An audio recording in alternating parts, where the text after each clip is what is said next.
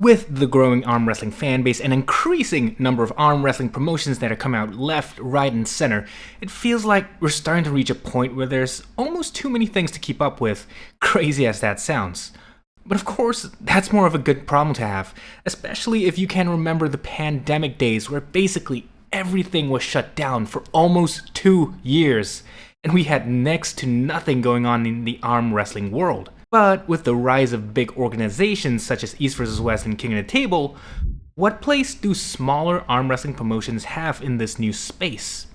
For this video, I want to look at this question on a couple different fronts.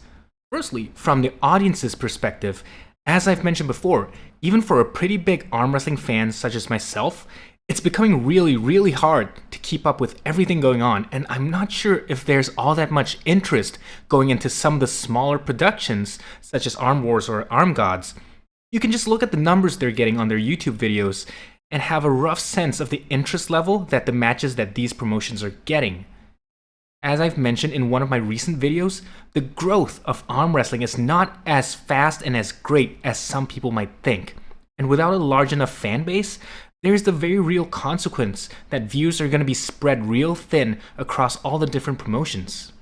On the other hand, from the promoter's perspective, things get even dicier. Look at something like Arm Wars or Knuckles Up. You can give them all the criticism you want about the matches they have, but one thing is for sure, their production levels are excellent. And for there to be such high levels of production, you're gonna need money. A lot of it. For a lot of these productions, of course, they can be self-funded by their founders just out of pure passion, but that can only last so long. Without the viewership, which in turn drives sponsorships and other sources of revenue, is not a sustainable venture for these promotions. Even for the Bollywood-backed Pro Panja League, as much as they like to boast their viewership numbers and being on TV over there, they've barely even been able to break out into the wider market.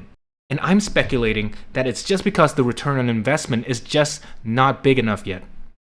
More promotions also causes the cost of procuring athletes to go up as different organizations bid up the prices of the athletes. This in turn adds on to the financial burden of the organizers. However, from the athlete's perspective, these promotions are a godsend. Not everyone has the ability, time, resources, and dedication to become a world-level athlete to compete at something like East vs. West. But that doesn't mean that there aren't many arm wrestlers out there who aren't deserving of the spotlight, and that's where these smaller organizations come in and bridge the gap. For example, look at Knuckles Up 3. This is a Western promotion showcasing a full Asian match on their card, battling for the #1 spot in East Asia.